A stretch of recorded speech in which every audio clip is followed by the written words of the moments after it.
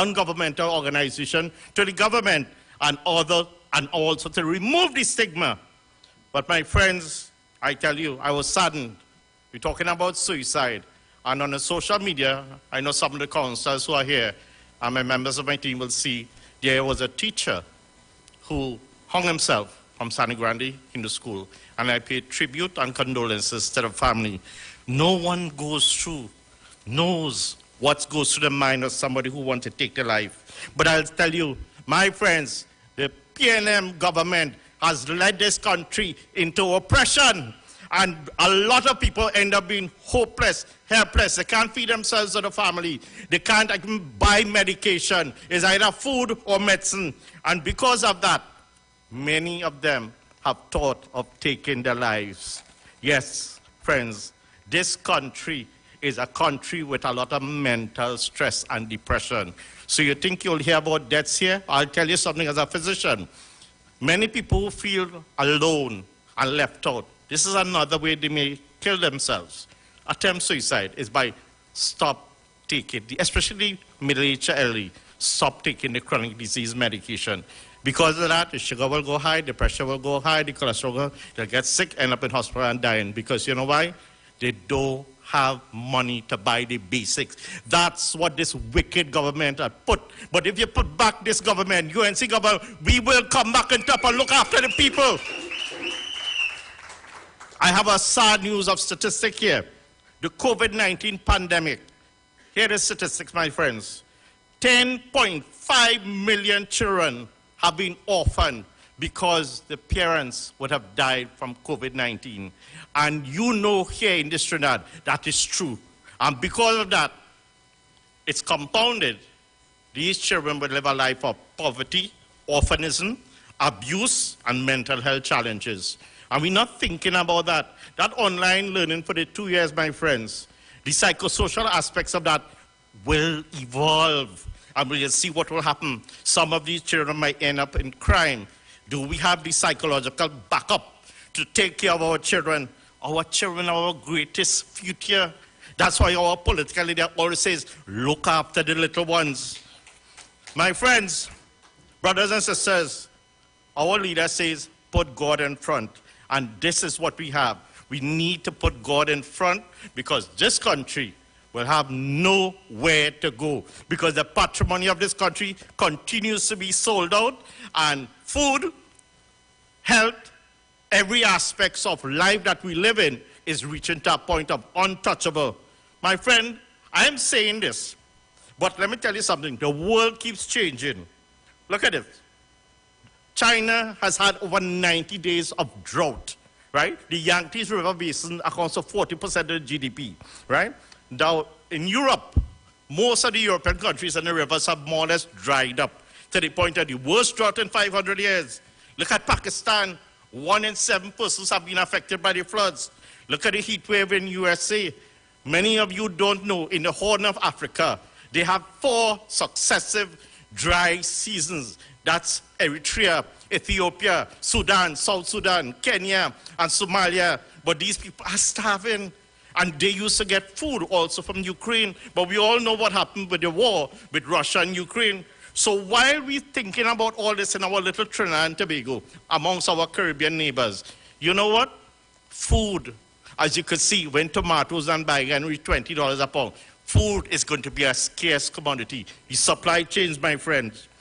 I remember clearly well when the Minister of Health had said about taking vaccines. I myself take vaccines.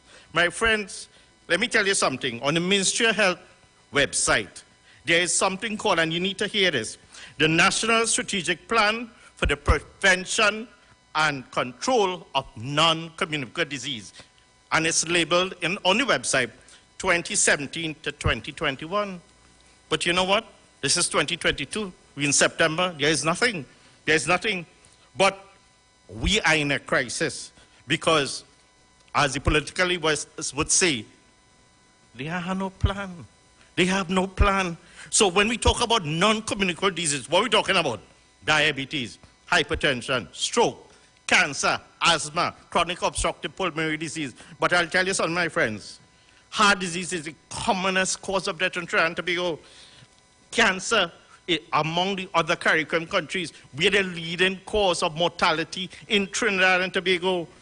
And what it is, everybody has asthma with all the Sahara dust. So at the end of the day, all this healthcare means is that more and more people get sick.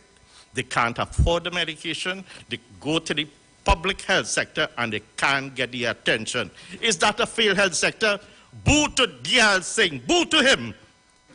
With the onset of diabetes, my friends, more and more people are getting complications in terms of the lifestyle changes, how they eat, how they drink. So here what? Delayed treatment in the clinic. They're getting cataract and glaucoma. They're getting heart disease, kidney disease. Do you know how long you have to wait for dialysis? It's such a long time. Do you know how long you have to get an appointment to get an angiogram? In fact, do you know how long you have to wait an appointment for your clinic? And in the meantime, your target organs go. So more and more people getting sick. More and more stuff that is happening to the health. My friend, who it is, I understand, and I am congratulate the Minister of Health. He's better. But you know, I thought he got COVID-19 when he's in Arima. Then he said he gets swine flu. Or was it monkeypox? It's like he could get a whole zoo. My friends, let me go quickly now to rural government neglect. You know, many of the roads in rural communities are neglected. We don't say roads, what we see is pothole. It's easier. Now you don't gauge to go on onto the roads. You drive through the pothole and look for the flattest area to drive. And I can tell you, many of the roads, from Bonnet Road, St. Mary, Manuel, Kaiwal Road, Guatapahara Road, Kunapo, Plomitan Road, Salmadi Road, and so forth and so forth. But let me tell you something. You think it's water? Let me tell you, water, water, water. There is a program called rainwater harvesting. You know what that is, my friends? That is to collect rainwater on your galvanized, put a spout in and put it in your barrel. That's what it has come back to. You know what has come back again? First of all, our people in Kumoto, Manson, and like many other rural districts, they don't get water like every other week, you know. It's months and months and months. I have a community up in Kumoto. They haven't gotten water in over a year. And these people are so humble and feeling that they wait and they pray for a little bit of rain. But I'll tell you, a toilet takes 1.6 gallons of water. And that 1.6 gallons of flush toilet, they don't even have that. So you guess what? We going back in time. Rolly taking we back in time. You know what we have to build? Latrine. We have to build latrine. That's what the people tell me they have to build because they don't even have water to drink. Many of the schools have started. And guess what? This now, what does it mean? That the parents cannot wash his school uniform. And in the rural communities, what they do? Unfortunately, that they keep the children home. That is so, so sad. I just want to go back into the health sector for a short while and ask the Minister of Health, one, how many people got swine flu vaccines in 2021 to 2022? And how many vaccines have been ordered for 2022-2023? And at what cost and when will they arrive? I'll tell you why I'll say that quickly. The Southern Hemisphere, that is primarily Australia, they get the influenza virus first. And this is the first time in 5 years that they have such a severe infection, almost a pandemic. So that means it will tell us in the Northern Hemisphere where we live that it's going to be a severe. That's what the experts say. The influenza virus is going to be severe. And as well, it's 3 times more cases. And so I move from landslips and water to schools. Many of our schools need repair. We have 2 schools. One, I'll tell you, as you go up Coal Mine there, the ECC Center needs to be open. Kamla Prasad Bisesa government build a school. Let's give a round of applause. And this government has failed. These people come crying. They don't have funds to build, to send these children to school.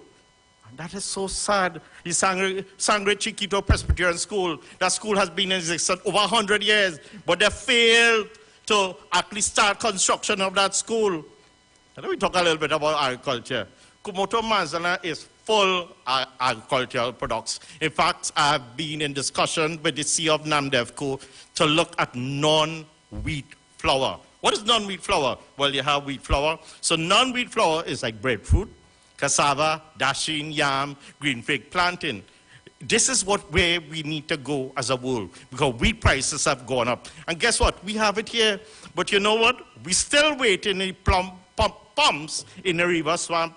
We're still waiting on water for the agricultural station, both in Mapa Farms and in the river swamp. The Calto Bridge still broken down. That is the thoroughfare for the farmers to use. My friends, this government serious? No, they're not serious. And that's the price that we have to pay. Many of the yellow school buses do not want to go in the bad roads in the rural community. So many of the parents have to fork out that little bit of money that they may have to send their children to school. But you know what? In many instances, again, rural neglect, those children end up staying home. It's really, really sad that these children have to suffer because of this. But let me tell you something. Kumoto Manzanilla is a beautiful place. And not only agricultural part could do, we could also do ecotourism. And I tell you, come down to that area. See what it is about, the simplicity of lives of people. Because I tell you, one of the things that I keep clamoring for, every single denomination is there in Kumoto Manzanilla. But play one. I have lobbied this in Parliament and in Hansard, that I pray that one day that this government will say, let's build a Muslim school for the Islamic population. And my friends, I will leave like that. And I felt very humbled that as we walked in as parliamentary colleagues with our political leader, went through the August chamber of the lower house, and I felt very elated and happy as a practitioner and as a member of parliament from Kumoto Manzanilla that she elected me, and I'm here to serve her, the party, and the constituents of Kumoto Manzanilla. God bless you all, and I thank you.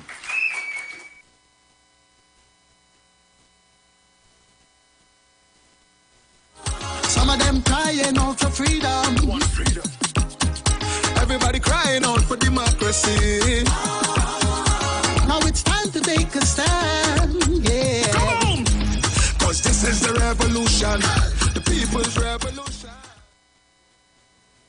Good evening, my brothers and sisters. Let's hear it again for Dr. Rai Ragbir, bringing the reality of what exists presently. Thank you very much, Dr. Ragbir. Our next speaker is a vibrant, industrious young woman who became the youngest mayor of Chaguanas following the 2019 local government elections. Passionate about advancing women's rights, she also serves as vice chair of the UNC Women's Arm. Please welcome to the UNC Virtual Report, the Member of Parliament for Chaguanas East, Vandana Mohit. Bring her on with a round of applause, please.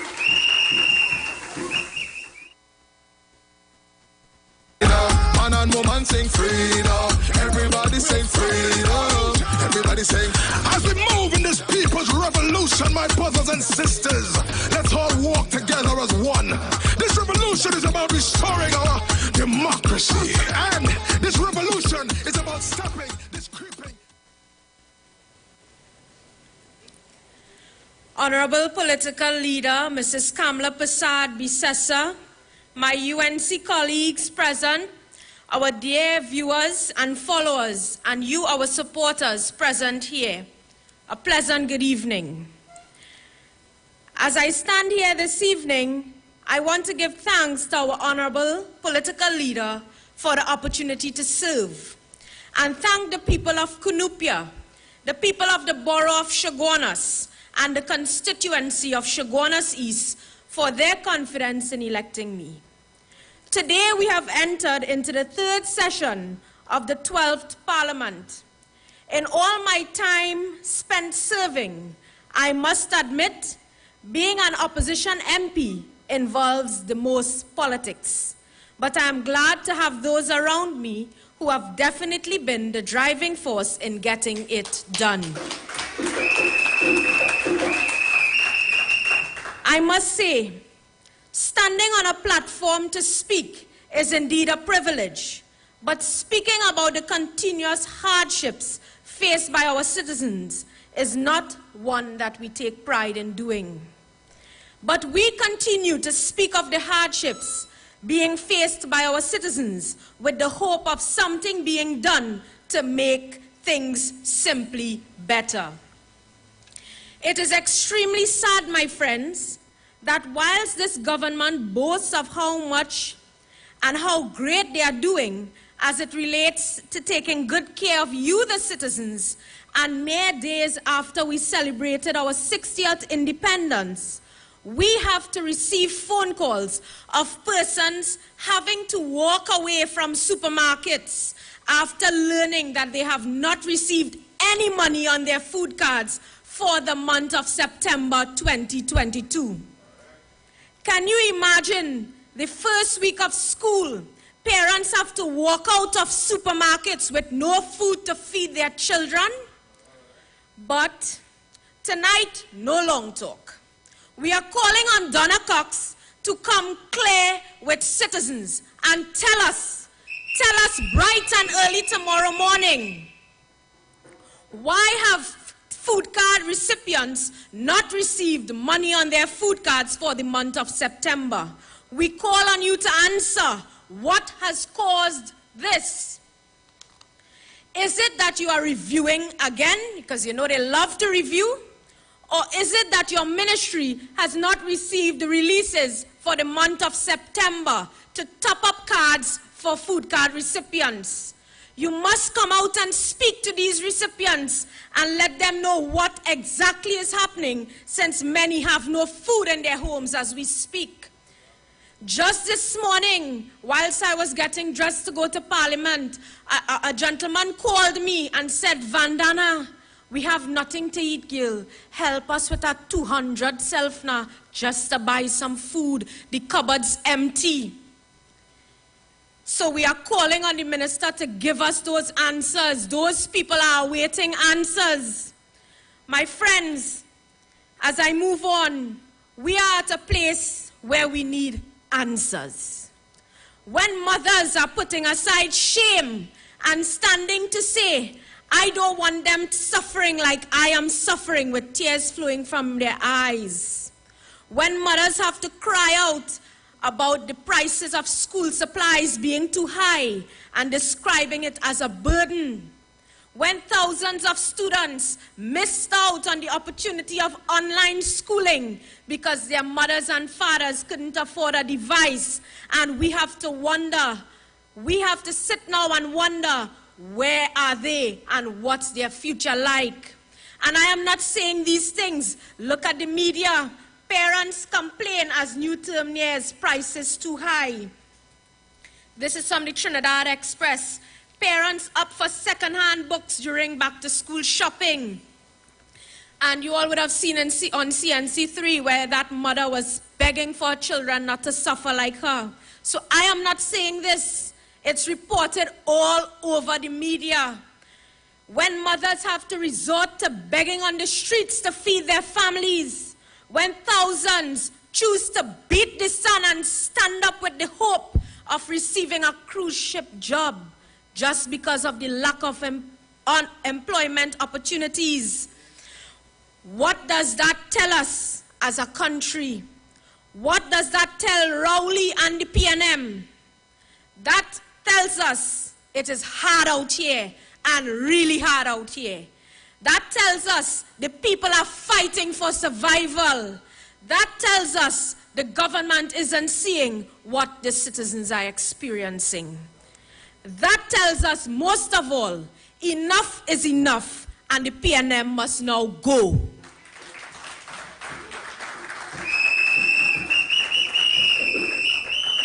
Recently, we saw scrap iron dealers protested about their children going back to school.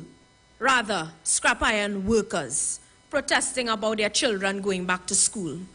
Why didn't the Minister of Social Development utilize a community center and host a direct impact or a community outreach at one of those community centers in Claxton Bay, where she can bring officers, bring application forms, allow those persons to speak to persons and get the required assistance directly, and allow these workers to access the necessary grants? Instead, do you know what happened? The Prime Minister called these people, these scrap iron workers, thieves. Okay, fine, if some of them do wrong, but why should their children suffer? When you shut them down and these workers have no job, what do you leave them to do? You leave them with no option. What do you think will happen? It will not get better. Things out here will get worse. You cannot shut down an industry without any alternative. It is the same thing they did with the construction sector during the COVID lockdown period. Do you remember that? And they provided no form of support as it relates to relief grants until they were pressured. Up to now, we don't know if those construction sector personnel got any type of assistance. My friends, a few weeks ago on this very same platform, speaking about school books and back to school for these children, these scrap iron workers' children, these suffering mothers' children, these parents who have lost their jobs' children, a few weeks ago on this very same Monday night platform, I mentioned to you that I have never dealt with so many booklets in all my years of serving.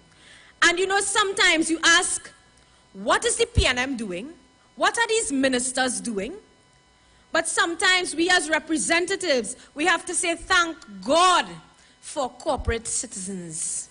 Today I am proud to say that as an opposition UNC MP in my very own constituency, with the help of corporate Shogunas, my team, some of who are here tonight, and I, were able to assist with 50 booklets amounting to 50,000 TT dollars. 50 book bags with stationaries and vouchers amounting to 5,000 TT. All in all, $100,000 in assistance for the constituency of Shogunas East in back-to-school supplies. I say thank you to the business community for their confidence in the constituency of Shogunas East. And that is the same spirit of all of my UNC colleagues, always trying to assist. And we don't do it on our own. Our political leader is and has always been very serious about our children's education. That is why she ensured that our nation benefited from 95,000 laptops to our Form 1 students.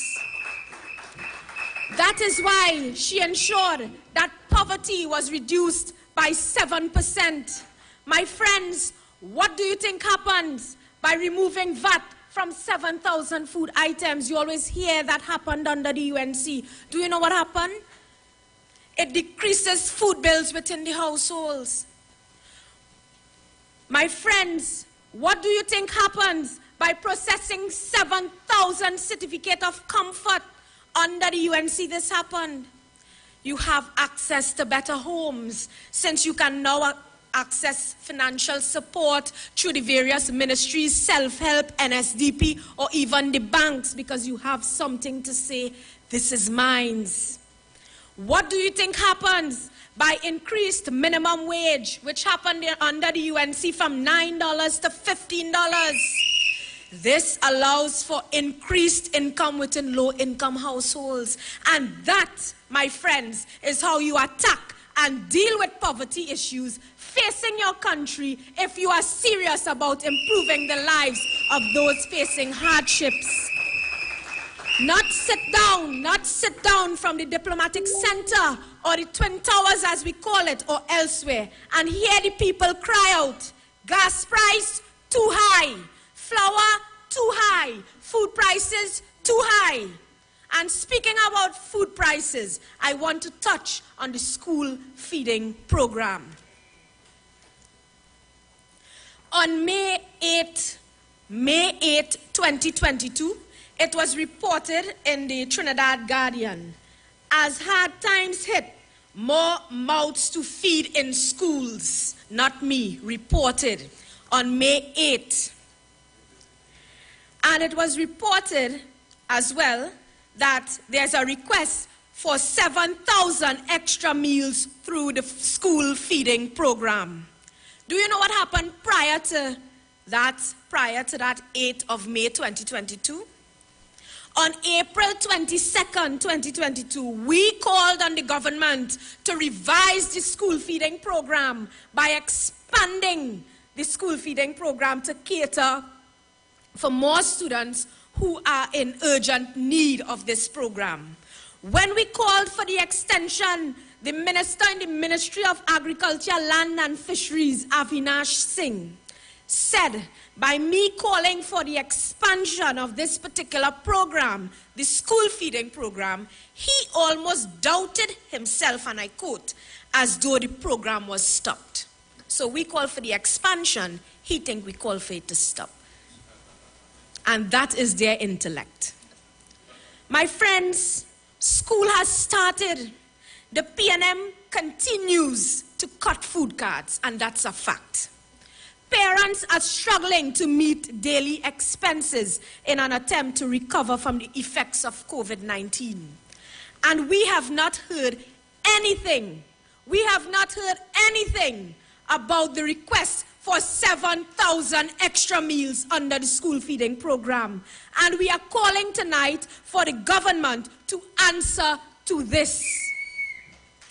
If nothing has been done to make provisions for these additional 7,000 meals under the school feeding program, then, my friends, that is a total neglect of our children of Trinidad and Tobago. So, friends, you have heard it. The PNM continues to fail our people. They continue to fail our children. We, as a UNC, must remain united, as we must work hard to remove this PNM government and save our nation's children. With that being said, God bless our political leader, God bless our party, and I thank you very much. Come on! Cause this is the revolution, the people's revolution. This is the revolution. I wanna hear everybody sing.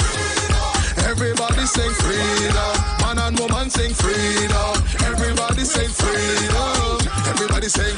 As we move in this people's revolution, my brothers and sisters, let's all walk together as one. This revolution is about restoring our democracy. Thank you, MP Mohit, for that powerful delivery. Let us give her another round of applause.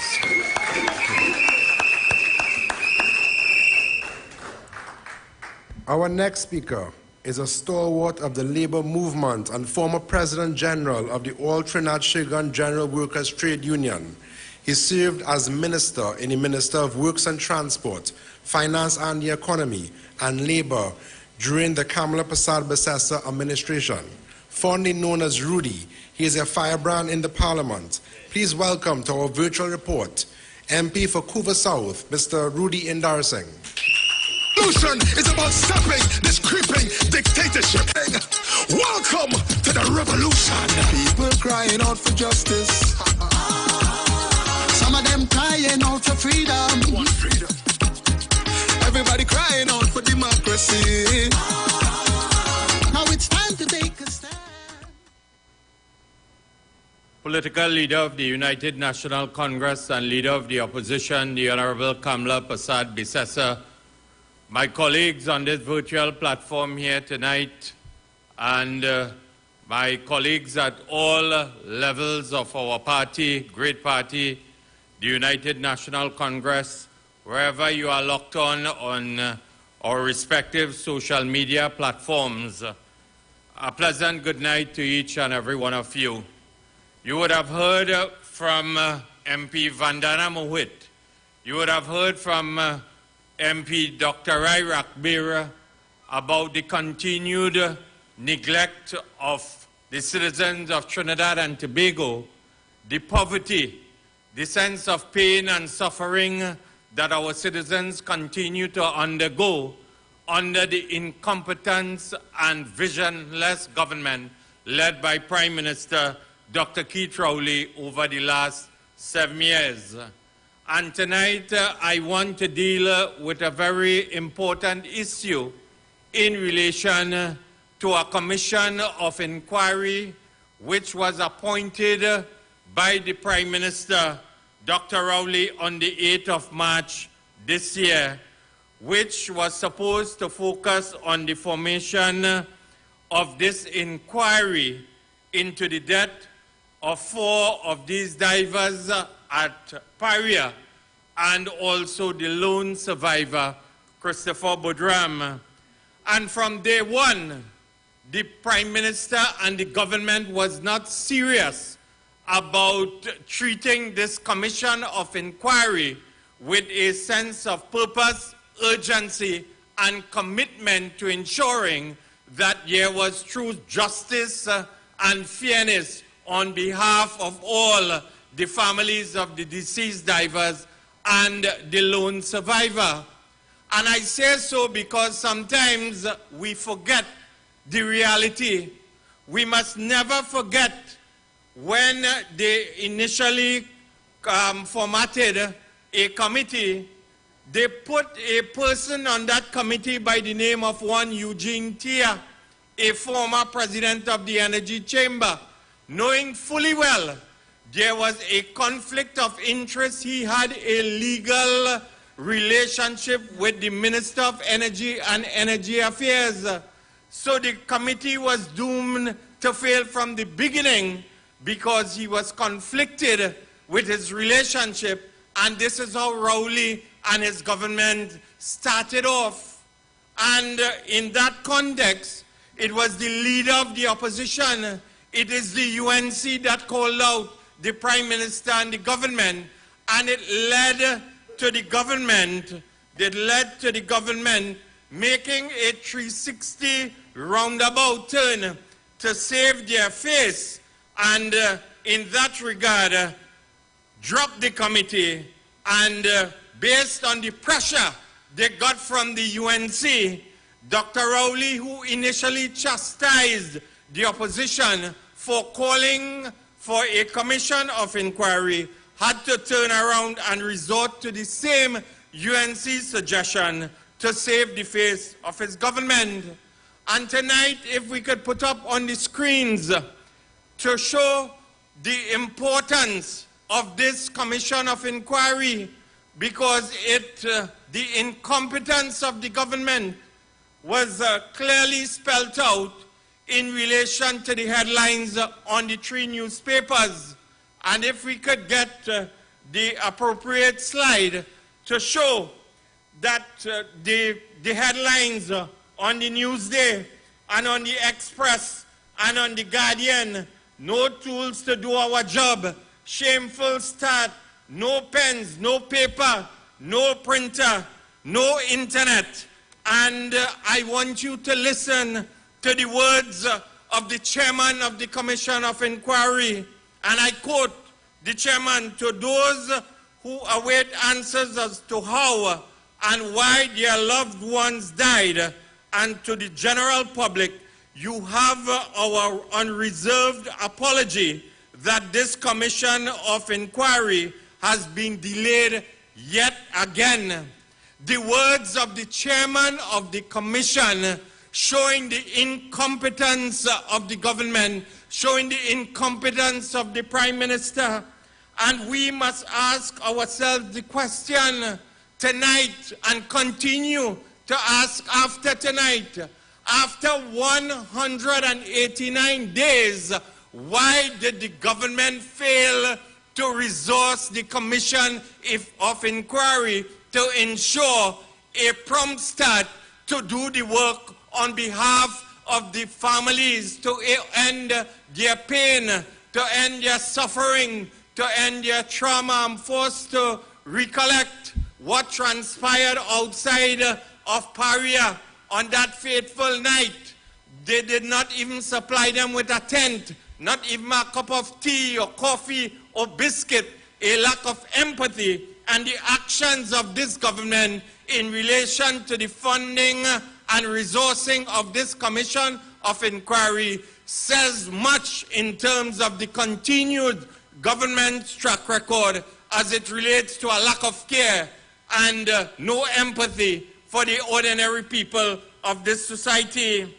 And this is a government that decided to spend a whopping $7.5 million on fireworks, not on $7.5 million on roads, not on social services, not on school books for the poor and downtrodden in this society. And you have to ask yourself why they could not find money for this commission of inquiry to start.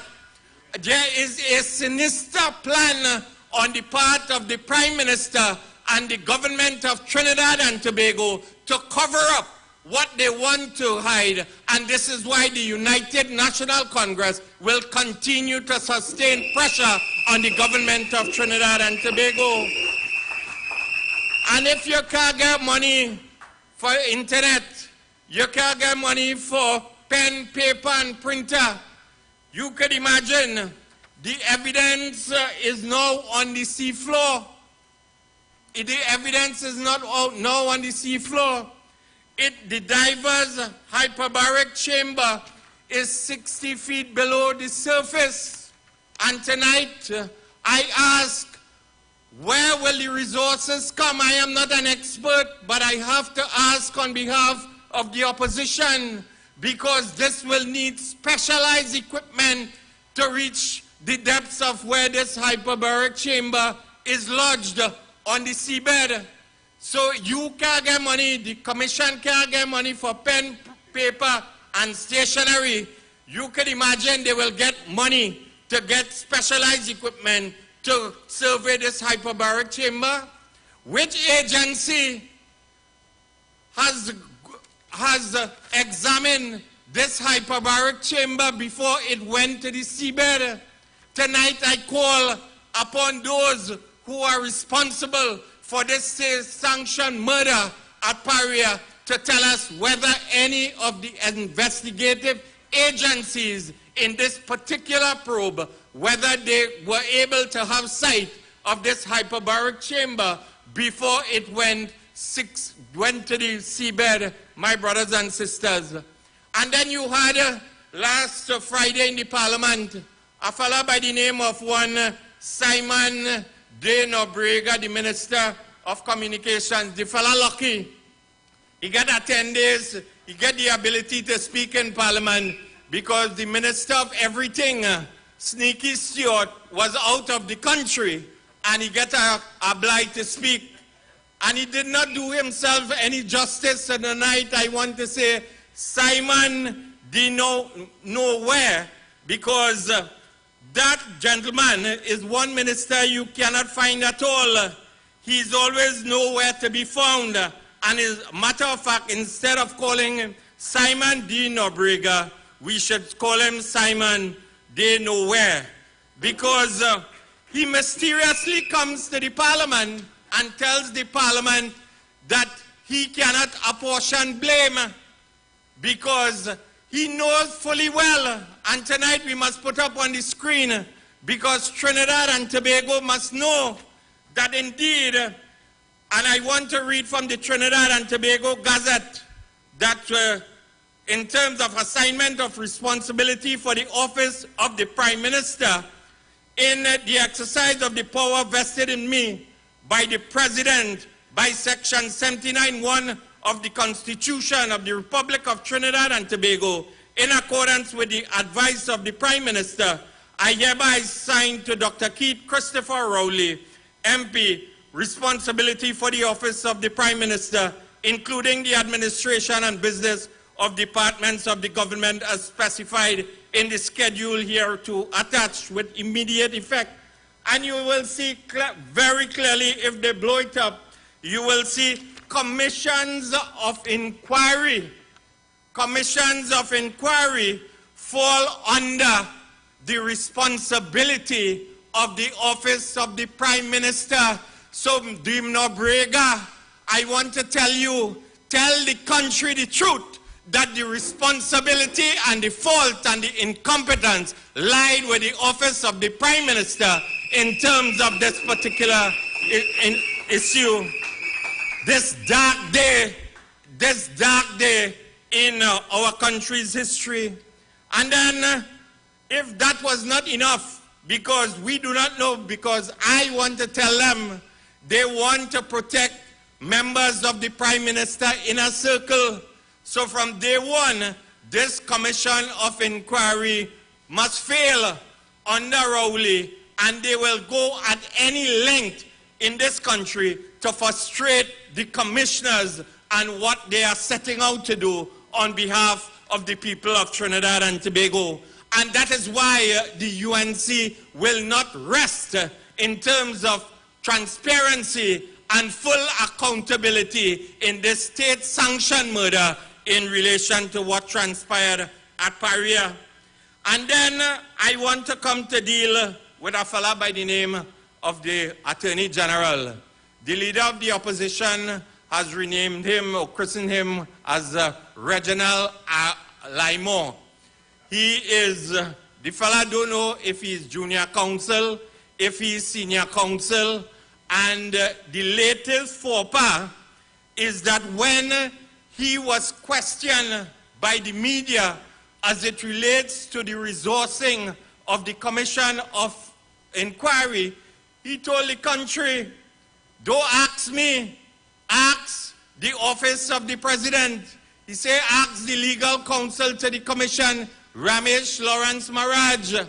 So first, he threw the legal counsel to the Commission of Inquiry, Ramesh Lawrence Maharaj, senior counsel, who she should have respect for in terms of the familiarity with the law profession and so on.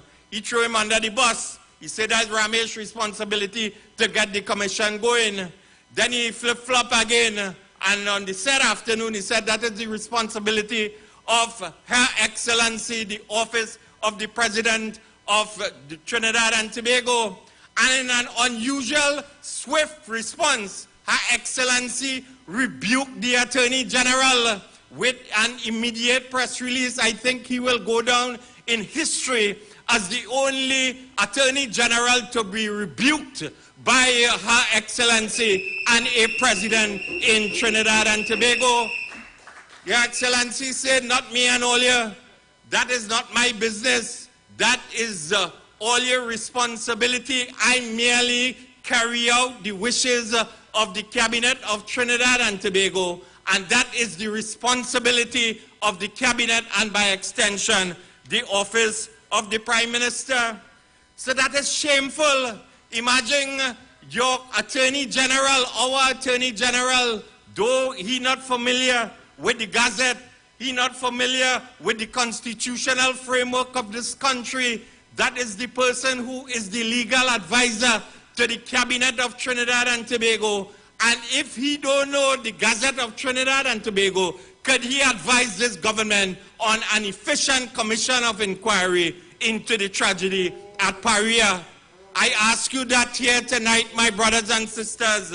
My daughter, who is in law school, she could have told me and she could have told Reginald Amo that the Commission of Inquiry is gazetted under the Office of the Prime Minister. That is the tragedy we have as an Attorney General functioning in Trinidad and Tobago, my brothers and sisters. And we know that fella, because he has not only deceived Trinidad and Tobago's citizens, he has lied to a court, he has deceived a court in Miami. He has a track record, not based on what I am saying, based on what the U.S. courts are saying in terms of his behavior. And tonight I want to tell Reggie the Veggie that when you are in a coma, they say that you are in a vegetative state. It is clear that the Attorney General is in an intellectual coma and in an intellectually vegetative state. And we might call him to tell us what he's trying to cover up and save Trinidad and Tobago another embarrassing, my brothers and sisters. The thwarting, the stalling, and the incompetence must end, because tonight he, as the Attorney General, should have told the country what is the government's position on legal assistance and support for 2 of the deceased families, and also the lone survivor Christopher Budram.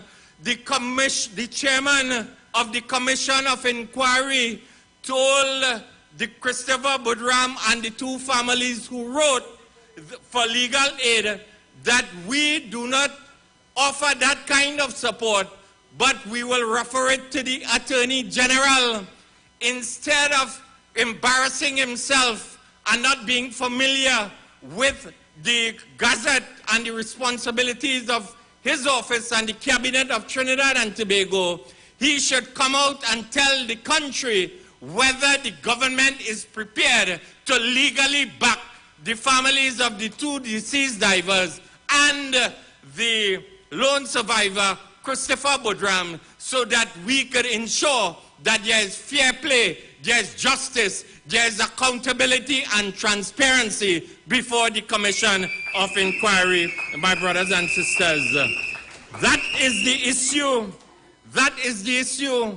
And that is why we will continue to champion this issue in the public domain, because we believe in the UNC. The Prime Minister is frustrating the Commission of Inquiry deliberately to ensure a cover-up.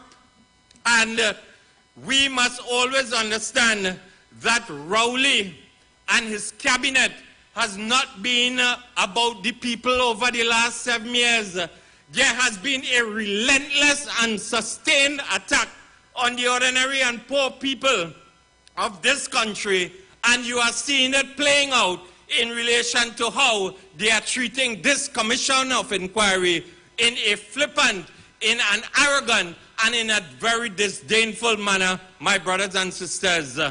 And before I end tonight, I want to focus on another issue which yesterday was dealt with by my colleague, the Deputy Political Leader of the UNC and the Member of Parliament for Pointe-à-Pierre, the Honorable Dr. David Lee. I have the shadow responsibility of labor for and on behalf of the United National Congress. And yesterday, I was deeply troubled to read a headlines in the Express newspaper, an article that was headlined, "NICOAN Gets Okay to Restart Operations," written by one Asha Javid. No problem in terms of the headline. We want things to happen in the country from a positive point of view. We want businesses to get working. We want economic activity so that it could redound to the benefit of the ordinary people in our society. But we also want the rule of law and the proper thing to be done. What happened at NICOAN about 18 or 19 months ago was a workplace accident. On that fateful morning, it happened in Pointe-à-Pierre. All the way to Couva, constituents woke me up. They say, "MP, we feel something happening in the country in terms of we heard a loud explosion." They told me they want to know if another coup or something was happening in Trinidad and Tobago. And I told them, no, we will have to find out more. And it was a workplace accident, my brothers and sisters. And in response to my colleague's query in the Parliament of the country, MP Lee, on the 8th of April, the Minister of Energy and Energy Affairs, Minister of Everything, who just go in and out of Trinidad and Tobago without accounting to the people. That is why I call him Sneaky Stewart. Told the opposition, told Trinidad and Tobago that the authority to restart the Naikwan plant rests with the Ministry of Energy and Energy Affairs and the Occupational Safety and Health Agency. Yesterday, the minister, or last night or something, in response to the pressure from the UNC, said that it is the responsibility of the Ministry of Energy and Energy Affairs. Tonight, we reiterate that call. We want to know where is the report. Make it public. We want to know what led to the explosion, and we also want to know the recommendations. But as I told you a couple minutes ago, it was a workplace accident, and any workplace accident in Trinidad and Tobago has to follow the rule of law. And there's an Occupational Safety and Health Act. There's an Occupational Safety and Health Agency. And just as you told the Parliament on the 8th of April, Minister Young, that the OSH agency is empowered to declare or restart the Naikwan plant, tonight I call upon the silent, the missing in action Minister of Labour, Stephen McClatchy, to tell us where is the OSH agency's report into the Naikwan explosion.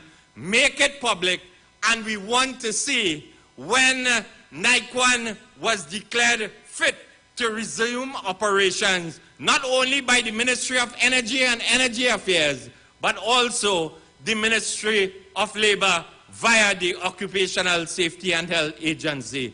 So my brothers and sisters, there are a number of questions that are unanswered.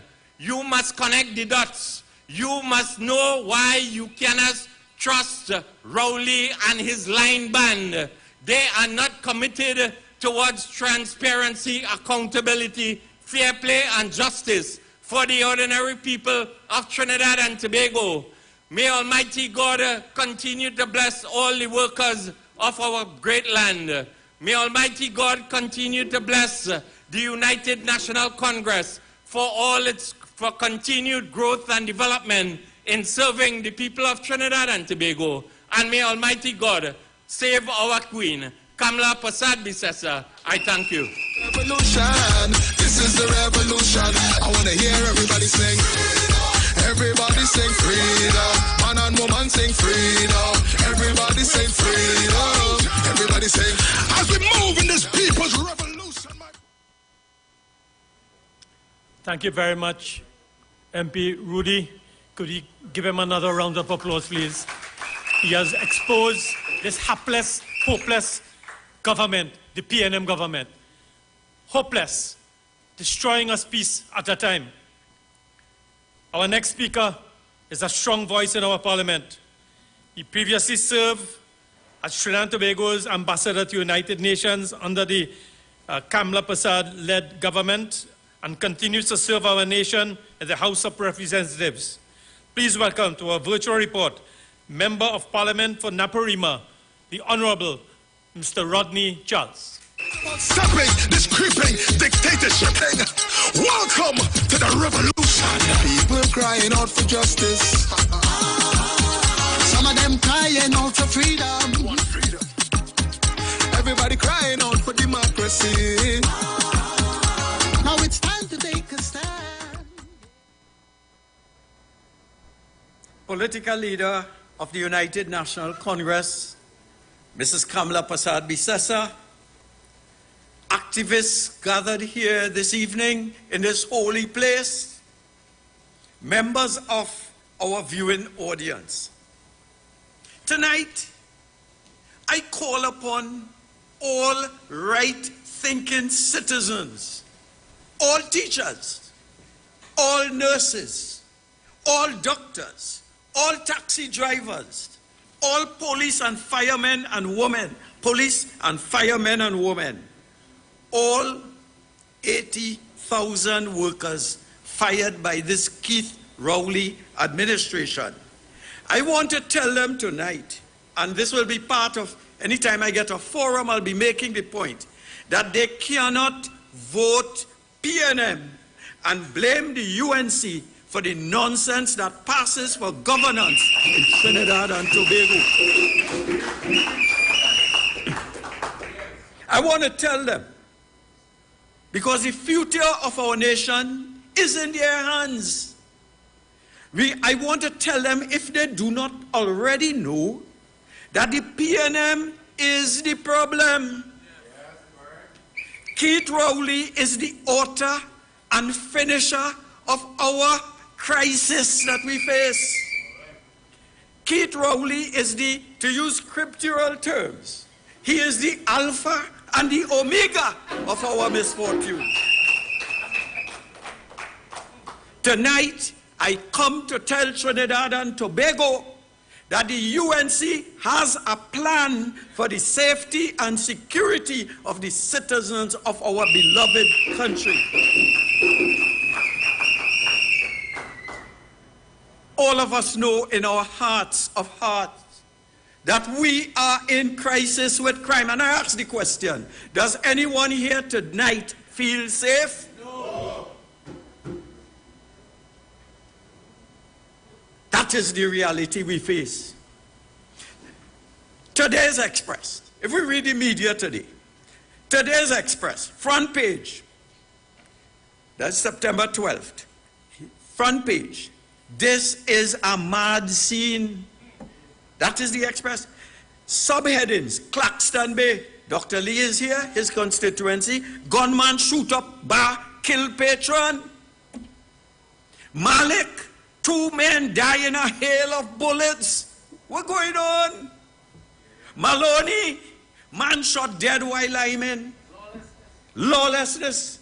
Lawlessness. Wild West. The Guardian, father killed in gun attack inside a bar. You can't take a little drink in peace in this country under Keith Rowley. And he goes to the United States tomorrow. He says he's going to meet officials from the United States and to visit his grandchild. But the real reason is he cannot tolerate the disaster that he has created in my beloved country. Rowley comes in to check the per diems that he gets for the trips in Europe. And the per diems, how much it is? 720 US a day, unaccountable, I'm not sure.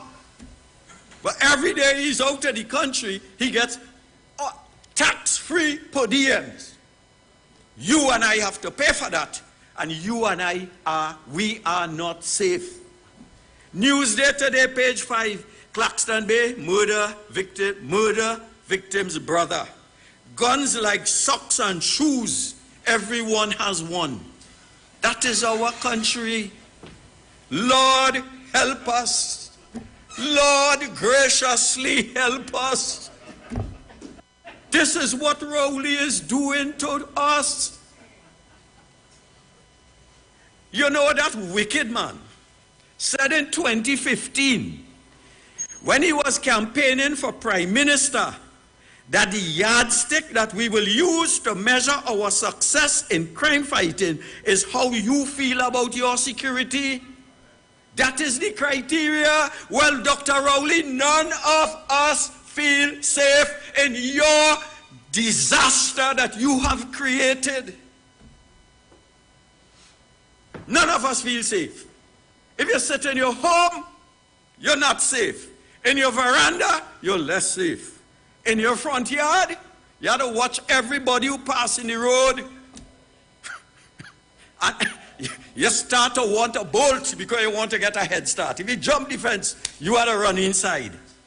And if police come in front of your house these days, you're sure. Which is which? Who is who? We don't know who is police. We don't know who is thief. That is the disaster that we have. No one, not one single law-abiding person that you meet will say that they feel safe driving in strange areas. walking on High Street, those of us who live in San Fernando, walking in Port of Spain, or even walking in our neighborhoods long ago we used to exercise. You get up and you put on your clothes and you walk to get your heart beating. Dr. Rai will tell you to get your, that big word, aerobics. Now we have to stay home and on a treadmill, or run up the steps and run down the steps. That is where we reach.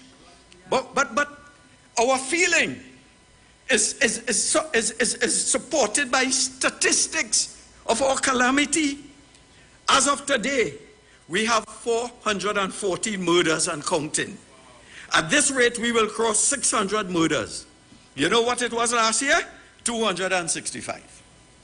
It's 600 we heading for. Police statistics, TTPS statistics up to July tells us Trinidad and Tobago witnessed 1,258 robberies. That is 40% more than last year. 527 motor vehicle thefts reported. That is 167% increase over last year. Tonight I park my car in the yard there and somebody walk and I get ready to hand him the key. Give him money to buy gas. Because in your mind, I ain't going to die for no car. That is what we reach. 56 kidnappings. Well, I say if they wouldn't kidnap old people. But an 87% increase. That is what we're looking at in this beloved country where every creed and race find an equal place and where we ask God to bless our nation. 927 burglaries and break-ins, 10% increase. 382 woundings and shootings, a 7% increase. Hear this. Hear this.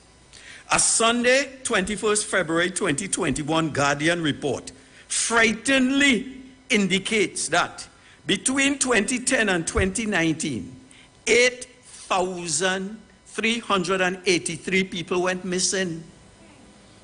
Hear that? 8,000. Out of that number, 408 people were still not found at the end of 2019. You know something? If you add on missing, presumed dead, which is what they do in the United States, our murder rate might be heading for 700-800.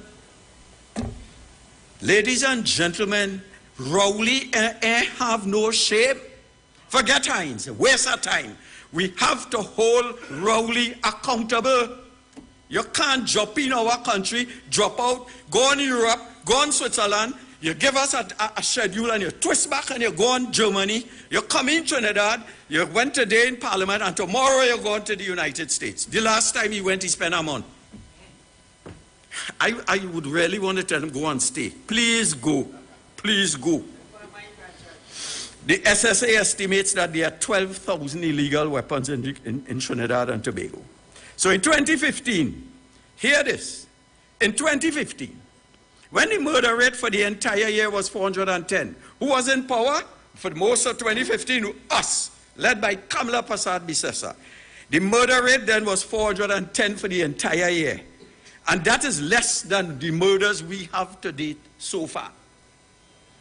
He was all over the country campaigning about that he would reduce crime, that he had a plan. He would be the savior, the messiah for Trinidad and Tobago. And he came up with a stupid, dotish, dunce-head, 10-point crime plan and hold the people of Trinidad. Trinidad people, we ought to be bright and smart. Kamla, give us gate education. We move from 10% with tertiary education to nearly 60% under Fazal Karim. And we fall for a dotish 10-point plan. Hear the dotishness that he got elected on. First plan, point, simplify the selection of a commissioner of police. That's laughable. Simplify. We in crisis today. He afraid to bring the list. As my partner said, the lists, because we are sure. Listeners disappear and reappear and whatnot. He's scared because the commission might put Gary number 1. And he had to come in Parliament and say, why not? You see the nonsense we have in Trinidad? Point number 2, in the 10-point plan, conduct a police manpower audit. This was completed 5 years ago.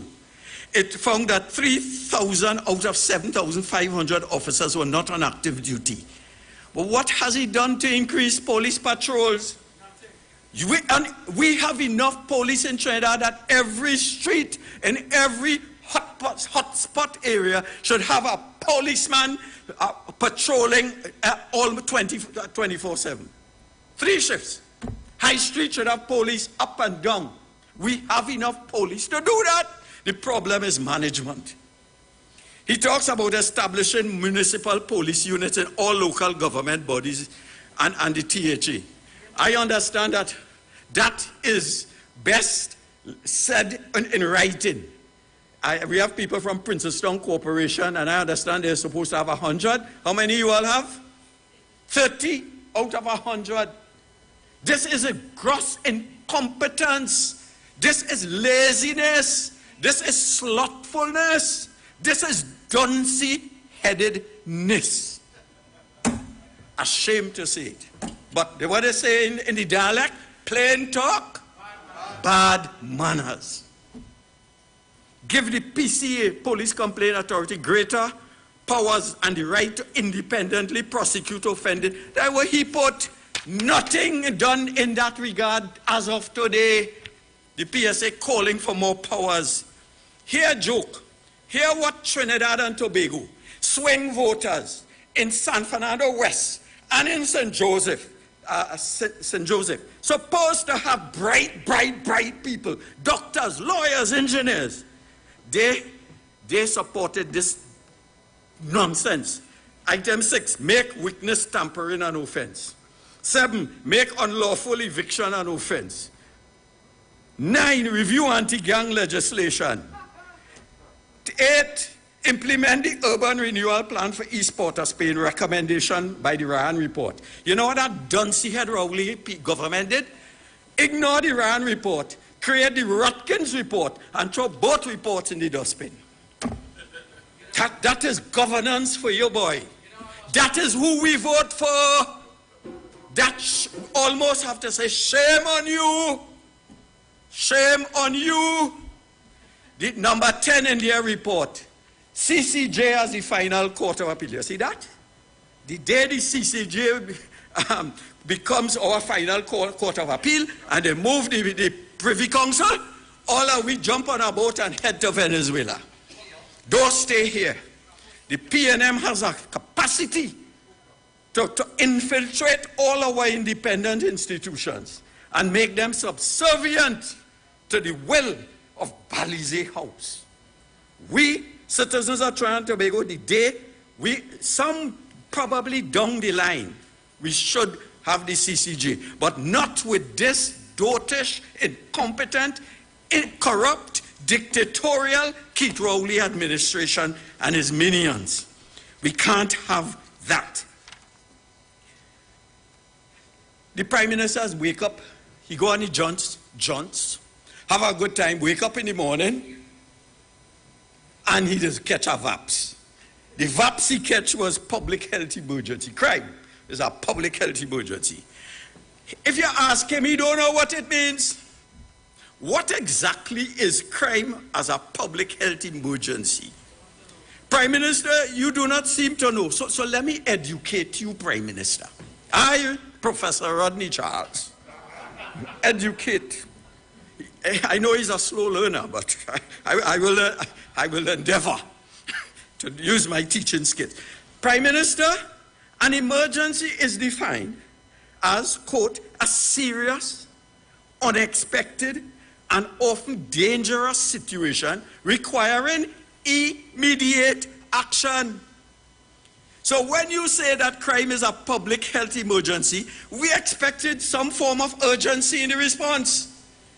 Today, we do not know that whether the committee that he's appointed has been resourced, whether they have paper, whether they have desks, do they know their remit? Or is it like my friend Indarsing said, Rudy Indarsing, MP, said before with respect to the the divers, pariah diver situation. We'll find out 6 months down the line that they don't have paper, pencil, or nothing. Shame on this government. Shame on this government. So let me tell you what our plan is. You see, we are bright.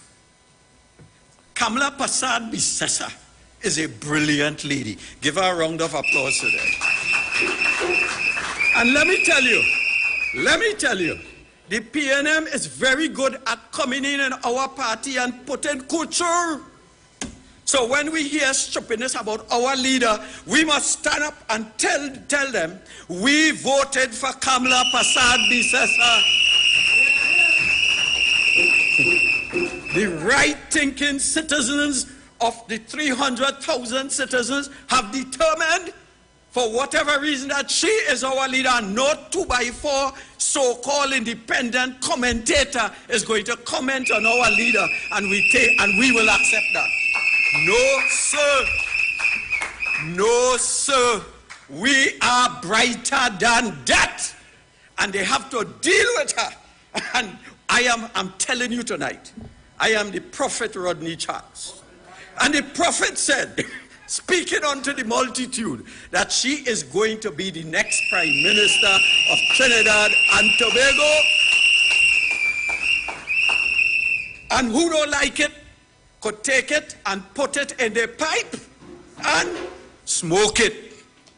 Put it in their pipe and smoke. So here our plan. Here brilliant. I just write there 10-point plan. Dotishness, dotishness, dotishness. If you give it a mark, it's ungraded. You can't give it an F. It's ungraded. So here our plan. The opposition leader, Mrs. Kamla Prasad Bisessa, announced a security master plan, including restructuring of the Ministry of National Security, splitting into a Ministry of Home Affairs and a Ministry of Defense. So while we have Dotish Hines swimming in a lake that he can't swim in, we are separating it into two discrete areas, Home Affairs and Defense. The UNC will separate the functions of the Army, the Coast Guard, Border Security, Immigration, and Air Guard, which deals with defense, on the one hand, from internal security agencies such as the TTPS, prison community patrols, fire services, etc. So we could give focused attention to the TTPS and the coast and the prison. The TTP, the community patrols, the fire services, etc. Total focused attention. That is a managerial, conceptual, a framework decision that could redound to improved management, supervision of the TTPS. We, point two, and you begin to see this serious, how they talk about CCJ, here what we're talking about. Review the composition of the TTPS from an HR point of view. A, incentivized by improving the police recruitment program. Our training must be targeted for service. We need more forensic pathologists, cybercrime experts, white-collar crime investigators. We will need to bring those competencies into the Trinidad and Tobago Police Service. Hear what? Talk about brilliance. In 2022, having just 5 O-levels cannot cut it anymore. We must set the bar higher so that our police service can be filled with the best and the brightest of our citizens. We are going to review our scholarship program. So instead of having doctors, lawyers, and engineers, they're good professions, but we have plenty lawyers, plenty doctors, plenty engineers. We need forensic police experts so that a scholarship winner from whichever school, and most of them come from South Trinidad, right?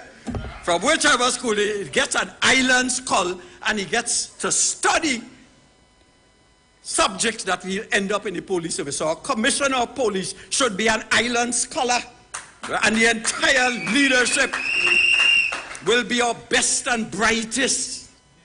That is the kind of thing we're talking.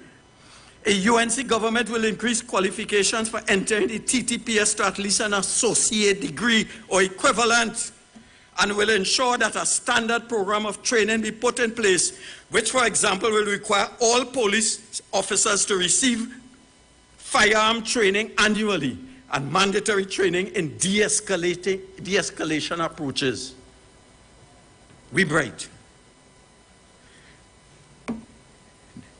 For years, we have heard about court cases that have been lost because technicalities, the wrong date, the wrong.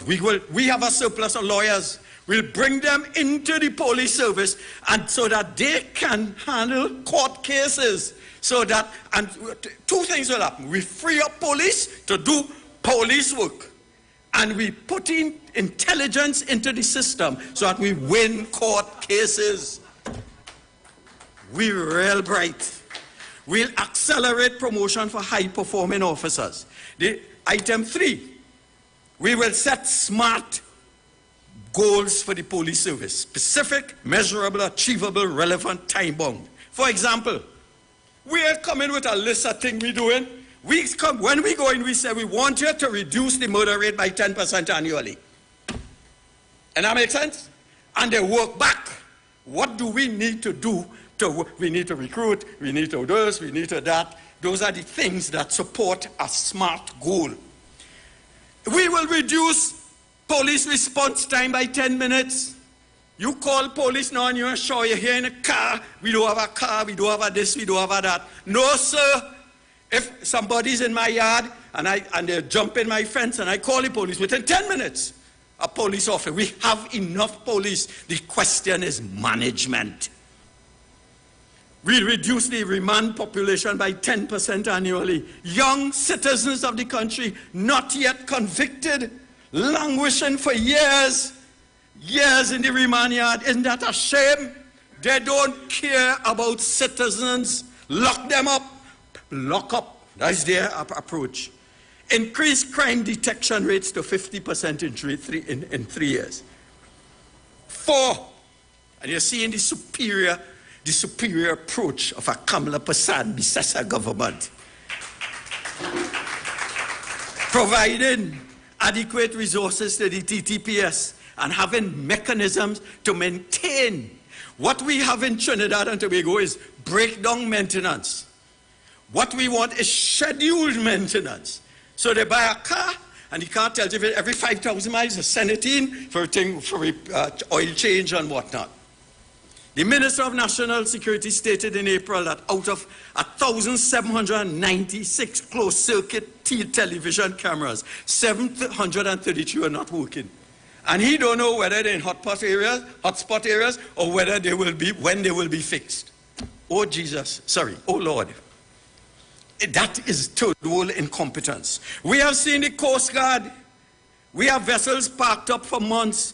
Kamla Persad-Bissessar left 14 first-class, world-class patrol vessels, and they're tied up in Stobbles Bay for lack of maintenance, lack of fuel.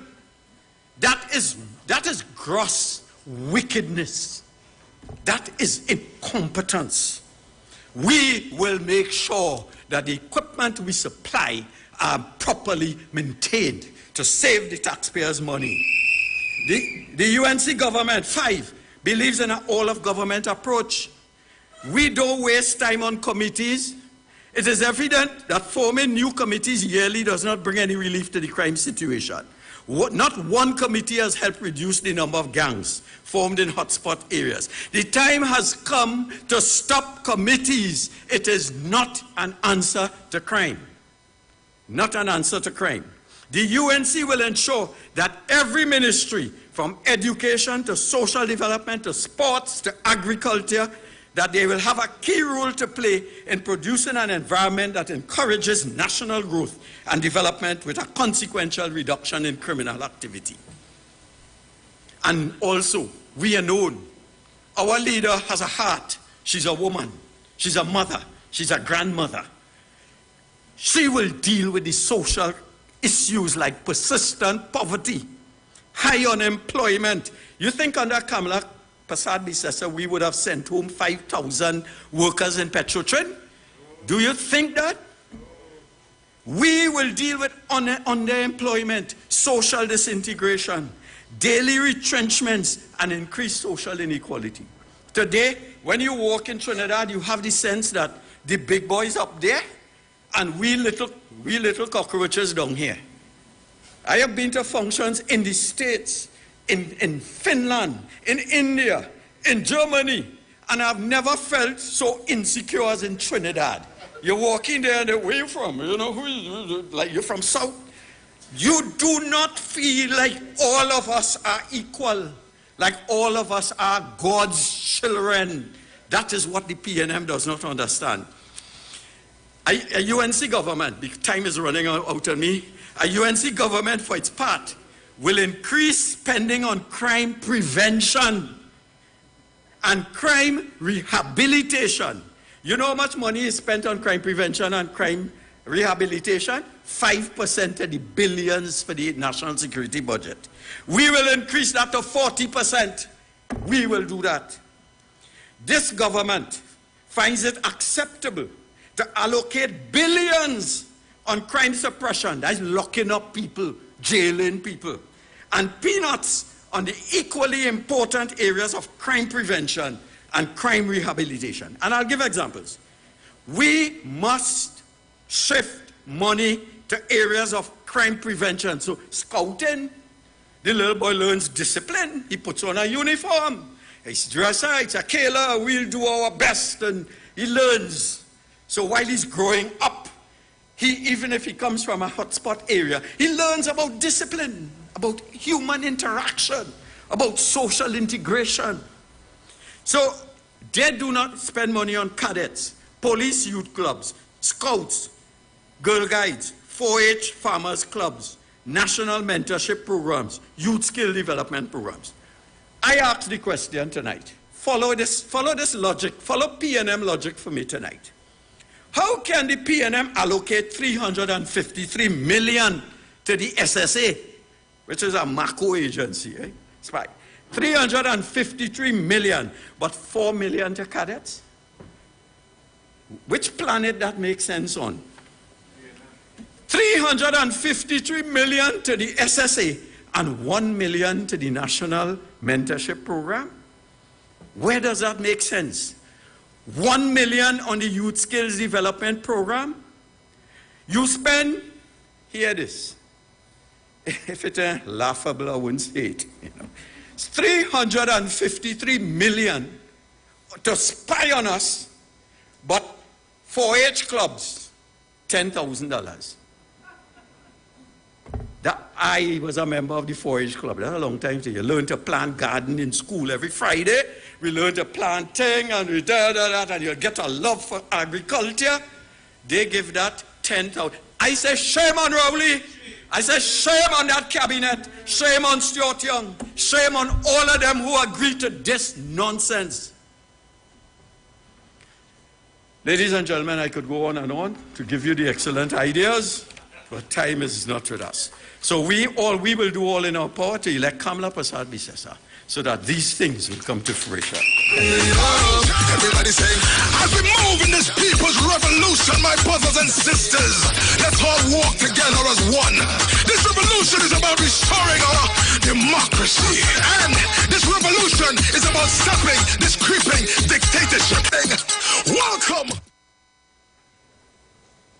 Thank you, MP Charles, for that very comprehensive security plan. Let's give him another round of applause, please. Our feature speaker has been offering dynamic representation to the people of Pointe-à-Pierre ever since he was elected as Member of Parliament in 2015. He is one of our deputy political leaders and he is the opposition chief whip in the House. Please give a warm welcome to the Member of Parliament for Pointe-à-Pierre, Dr. David Lee. People crying out for justice. Some of them crying out for freedom. Want freedom. Everybody crying out for democracy. Thank you, Eli, for that warm introduction. It's very difficult. I don't think Eli mentioned I'm the feature speaker. After listening to MP Charles, I think that was a feature speak. It's very difficult. It's very, very difficult to come after MP Rodney Charles. I mean, we did a press conference yesterday and Sunday, and I spoke after Rodney. And again tonight I'm speaking after Rodney, and Rodney took everything I wanted to say here tonight, so I really don't know what else is left to say. But I listened to Rodney, and he says he's a professor, now he's a prophet, and he's everything here tonight. So Rodney, fantastic speech here tonight. I want to say good night to our political leader. The viewers out there in the World Wide Web, as Dr. Munilal, who has joined us here tonight, always says, and there's so many people in the hall here tonight. I welcome them tonight on our Monday night virtual. Tonight I join our virtual report to tell the country that yet again the Prime Minister and his government of this country have shortchanged and politically misled this country on energy matters. Yesterday, we had a press conference, the opposition, Rodney Charles and myself, and we called on answers. We called for answers from the Prime Minister on his recent trip. I think the Prime Minister returned from 1 week in Europe. I think he started off in Switzerland, he went to Germany, then he went to the United Kingdom, and ended up in Hague, and then he returned, I'm hopefully sometime yesterday. And we saw that the government put out an advertisement that the Prime Minister is holding a press conference this morning at 9:30. So I think the whole entire opposition in the country, we were waiting to hear on the goodies, on the good things that the Prime Minister should have mentioned in his speech, in his conference this morning. Because after 1 week in Europe and meeting all these big players, we thought we would have heard a lot of stuff coming out of the Prime Minister. And I think we're still waiting as we speak here tonight on anything tangible that came out of the Prime Minister's mouth this morning. I think the country is yet to hear anything of tangibility that came out from that trip for the last 7 days. And the Prime Minister in his speech this morning wants to accuse us, the UNC, of causing mischief. But I want to say the opposition is not causing any mischief, Prime Minister. We are simply calling on accountability on you and your government on what in our energy sector. Just like the President today in our ceremonial opening, the President mentioned that the government of the day has to account to the people of Trinidad and Tobago. And we are calling on the Prime Minister once again to account to the people of Trinidad and Tobago for the last 7 days on that energy trip in Europe. The Prime Minister lack of achievements on his last trip is a hardcore proof that this country's energy sector has lost all appeal to the international energy community. Tonight I want to ask again to the Prime Minister, what is in place after your Europe visits to increase oil and gas production? Today we thought the Prime Minister would have announced to the people of this nation that the foreign companies that he visited were investing millions of dollars in our country. We are yet to hear anything tangible. Not a single new investment. All he talked about was plant maintenance, which is a normal part of plants in Trinidad and Tobago in the Point Lisas industry. Today we thought the Prime Minister would have announced that he has generated new investment, like Proman that he visited in Switzerland, would be building a new plant in Point Lisas. Nothing ever mentioned here this morning. Today we thought the Prime Minister would have told the country that we will be getting more oil and gas. Not a single new barrel was mentioned. The government wants to fool the people, fool the country. They want to mama-guide citizens into thinking the Prime Minister is out there growing the energy sector internationally. They wanted to paint a picture of growth right before the budget on September 26, because they simply have nothing to account for. Now we are hearing a new word. We're hearing a new word used by the Prime Minister. He went out there to position Trinidad and Tobago in the energy sector. Really, Prime Minister, after 100 years in the energy sector, we are doing business for the past 100 years. You're now telling the country you went out there to position Trinidad and Tobago in the energy sector. And I leave it right there. I want the country to be aware. This trip was just a distraction ahead of a budget to hide the grim reality facing our energy sector, where the Central Bank of Trinidad and Tobago Economic Bulletin confirmed on Friday that everything is falling apart. They expect you to be fooled by a few pictures in a boardroom when the Central Bank of Trinidad and Tobago has told us that the energy sector has declined by 5.1% in the first quarter of 2022. They are boasting about a 7-year high with Shell after their meetings, yet this central bank report tells us that gas production is down by 3.1% for the first quarter of 2022, and oil production is down by 2.6%. They are boasting about meeting Proman, yet the central bank report tells us ammonia production was down by 22.9% and methanol down by 11%.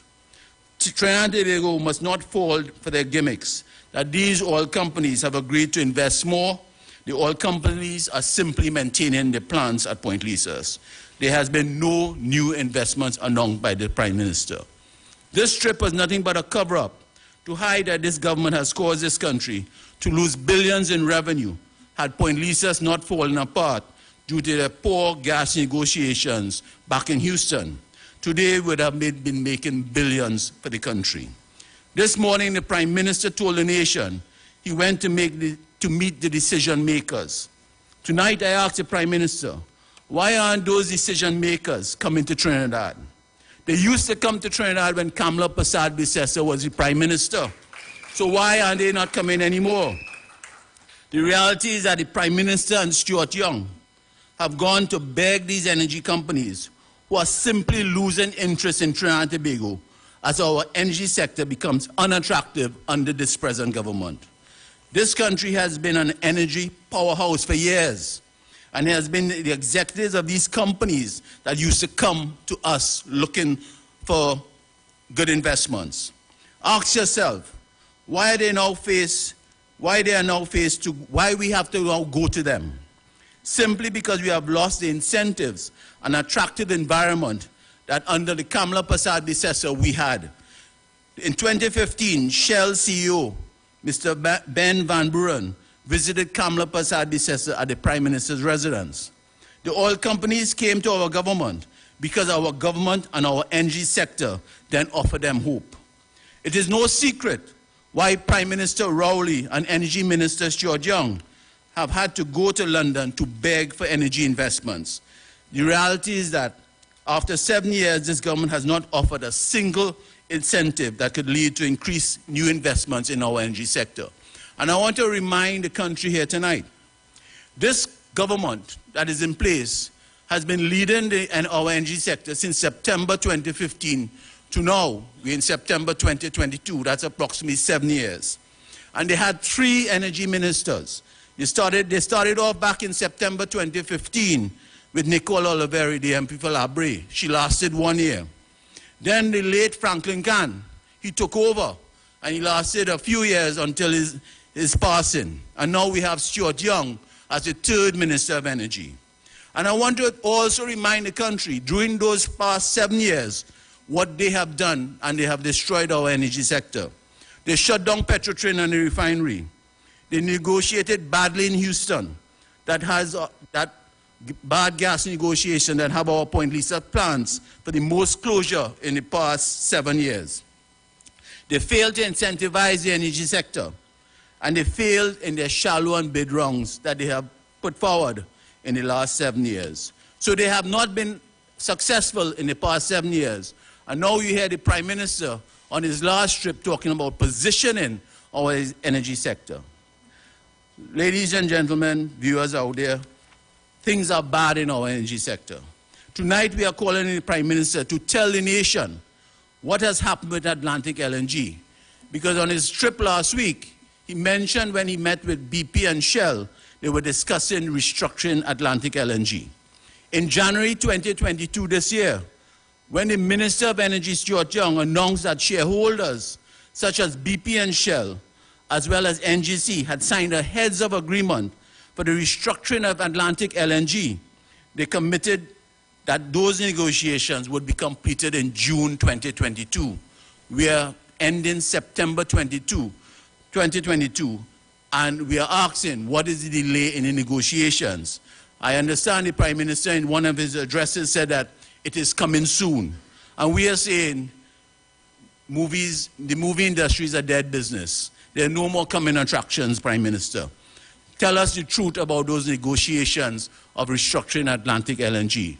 You all will remember Atlantic Train 1. This government wasted over $300 million in trying to save or restructure Train 1 in Atlantic LNG. In 2 weeks' time, the budget will be read, September 26. Today in the opposition, we are calling for the end of 7 years of misleading the country in our energy figures. Every single budget since 2015, the Minister of Finance has been wrong on his production figures. Today we say to the Minister of Finance, stop giving the country false figures. Last budget, he predicted 76,000 barrels of oil for 2022. We are at 59,000 barrels. Last budget, he predicted 3.2 billion of standard cubic feet of gas. Today, we are struggling at 2.5 billion standard cubic feet of gas. In 2018, he predicted that for the period 2019 to 2021, production of crude is expected to rise to 77,000 barrels. In 2018, he predicted the gas production would return to 4.1 billion standard cubic feet of gas. He has never come close to any of these figures. And what do I mean? What we have said time and time again, that Minister Iwer brings a budget of false hope for this country. And we are asking on all the chambers, all the business chambers, all the accounting firms, when the budget is read, please, the opposition is asking you to do a proper analysis of this budget statement. Because year after year, you come and you give glowing terms for the past 7 years on this PNM budgets. And we are saying time has to stop and enough is enough. Do your proper analysis. I want to touch a little bit on Paria. I know my colleague MP Indar Singh mentioned it. But today in the Prime Minister's press conference, I heard the Prime Minister saying he's dismissing the fiasco facing the Paria Commission as an administrative matter.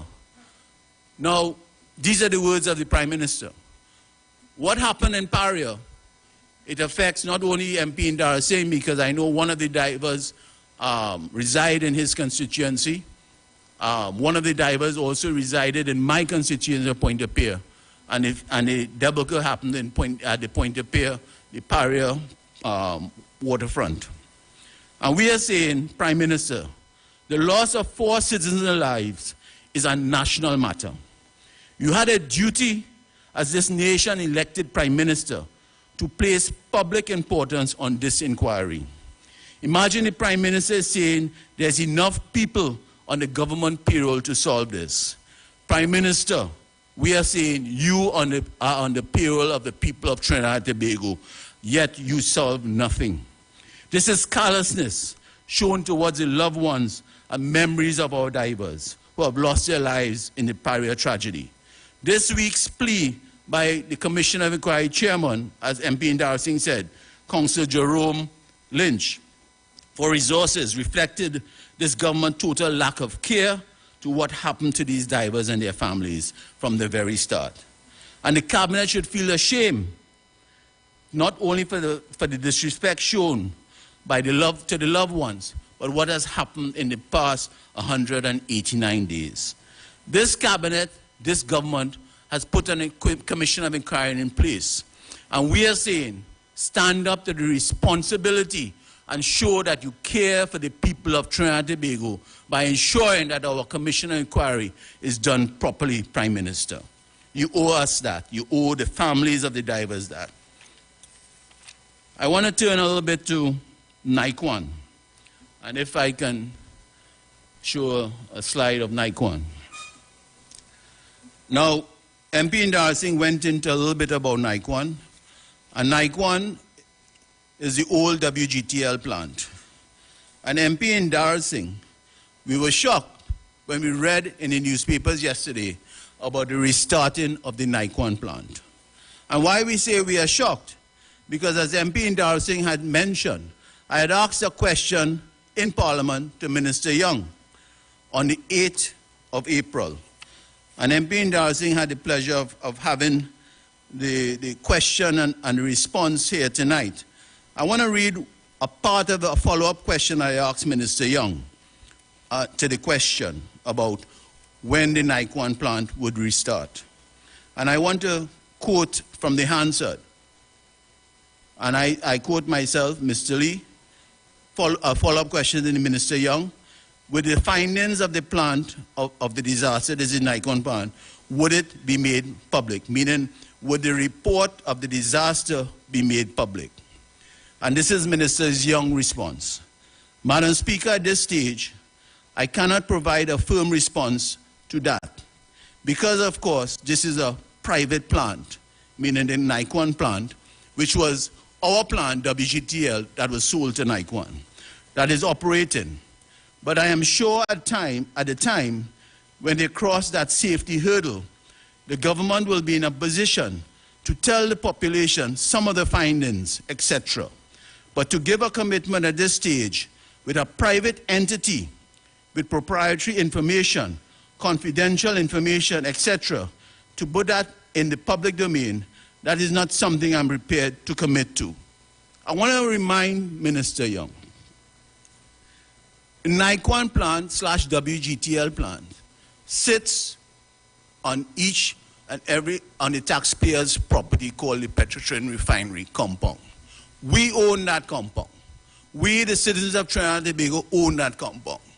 And if anything was to happen on that compound, the citizens of Trinidad and Tobago has to be responsible and has to be aware of what is transpiring on that compound. And we, as the MP for the Pointe-a-Pierre area, I have a responsibility to my people, my constituents of Batu Avenue, Marabella and environs, just like MP Indar Singh has for Couva South. And we are demanding, before that plant is restarted, that the people and the country is aware of that public report and what took place on that disaster. As MP, as Dr. Munilal reminded us, and always remind me, the owner of that Naikwan plant is one Ainsley Gill. And Ainsley Gill was a lobbyist for this government in the United States. And Dr. Munilal at some point in time will talk more about Mr. Gill. So we are demanding that this is not a private plant. This is not a private plant, this is private property. We, the citizens of Trinidad and Tobago, own that property and we demand information of what took place. And we must stand up for the people of Batu Avenue and Marabella who have been calling on over the last few months on what took place and what took place in that disaster. And they did not have the Naikwan executive management, today, did not have the courtesy to reach out to the people of Batu Avenue and environs, or even the MP for Pointe-a-Pierre. And I wonder why. I wonder why. As I always like to say that UNC has a plan. And if our leader was here tonight, she would mention some of our plans. And I just want to remind the population here tonight that under Kamla Persad-Bissessar, we had a transformation plan. And we had 12 projects that we would like to embark on if we were in government. And I would like to remind the viewers here tonight, we had great plans. And one of those plans to create jobs is the Brechin Castle Agro-Processing Complex. We also had plans for the St. Madeleine Manufacturing Facility.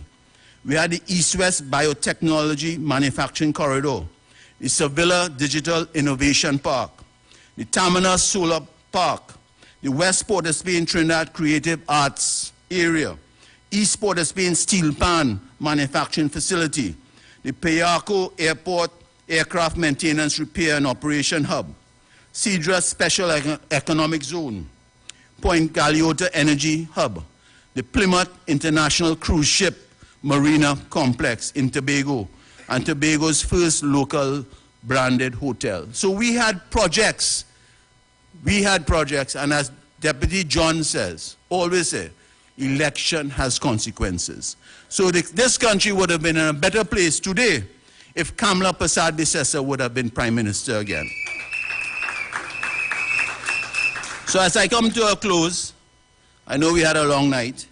Today we had the opening of Parliament for the third session and 12th Parliament of the Republic of Trinidad and Tobago. And on behalf of our parliamentary colleagues, the opposition, I say we continue our pledge to the people of this nation to be their voices, their defenders, and their fighters in this legislature. As a team, our focus is to fight to protect the citizens from a never-seen-before unparalleled cost of living crisis and the total decay of good governance in this country. 2 years ago, when this government took office for a second term at the height of the COVID pandemic, they promised legislation that would ensure proper recovery of this nation. In the last 2 years, besides some pie-in-the-sky fairy tale mid-year reviews and budgets, they have offered zero benefits to the people of this nation. This government has not brought a single piece of legislation to create jobs, growth, or prosperity. The reality is that their legislative agenda by this government has failed and betrayed the people of this nation. We have not seen a single constitutionally upstanding law which would protect citizens from crime. We have not seen a single piece of legislation that would benefit young people, protect women, generate equality, and improve opportunity for our citizens. What is even worse, this government has used its legislative agenda to suppress us as citizens. We have seen them suppress public accountability by gutting and delaying the procurement legislation. We have seen them suppress prosperity with property tax. As an opposition, our duty is to the people of this nation, their welfare, their livelihood, and the Constitution. You will recall in 2021, we brought motions of no confidence against the Minister of National Security, the Minister of Finance, the Minister of Energy, and the Minister of Health. It was the first time in our Parliament's history that the government refused to vote to offer confidence in their own senior cabinet ministers. Those motions remained alive to the end of this respective session. Today, I want to say on behalf of the opposition, expect more motions of no confidence. As you know, the budget is a mere 2 weeks away. And as a parliament, there's nothing much to expect from the government except fairy tales. As a matter of fact, the Minister of Finance shouldn't waste our time with any long statements, because only 2 weeks ago, the CSO and the Central Bank Bulletin this week rubbished his statements at the spotlight on the economy. So this government has announced nothing to offer the people of our nation. The UNC, on the other hand, will be delivering by Kamla Persad-Bissessar a comprehensive plan, analysis and response to this government's economic turmoil, which they have bestowed on our citizens. We are more in touch with our citizens, as recently we have been having a line of successful budget consultations which have been put together, significant ideas to bring to our parliament as the people's government of this country. So as we begin the third session of the 12th Parliament, we give the country the commitment, while this government, by their actions or lack thereof, have abdicated their responsibilities and abandoned the people of this nation, we in the opposition will be your voices, your eyes and ears, and will fight for your ambitions, goals, and way of life in the Parliament of Trinidad and Tobago with our leader, the Honorable Kamla Persad-Bissessar. As I close, I just have some house duties, some reminders by our GenSec that tomorrow night we have another pre-budget consultation, and that will be held a combination of Sipari and Point Fortin pre-budget consultation at the Akbar Trace Community Center. Peter, what time is it start? 7 p.m. And on Thursday this week at the Malabar Community Center, another pre-budget consultation at 7 p.m. So as I close, I say thank you. Long live our leader, the Honorable Kamla Persad-Bissessar, and long live United National Congress, our great party. I thank you. So who feel the black? Who feel the white? I But it's settled tomorrow night. Who feel the wrong? Who feel the right? Come and go. And all who feel the too bright, let me jump up, let me wind up, party non-stop. Ramage Dingule Kelkete, we come to play mass. Every creed and class, don't let nothing pass. Like a ready TV, all the love inside away. Uptown and ghetto, feeling the tempo. Soca and Kaiso, it's party day like so.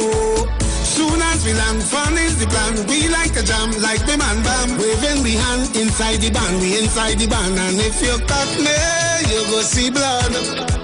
And if you squeeze me, you go feel the love.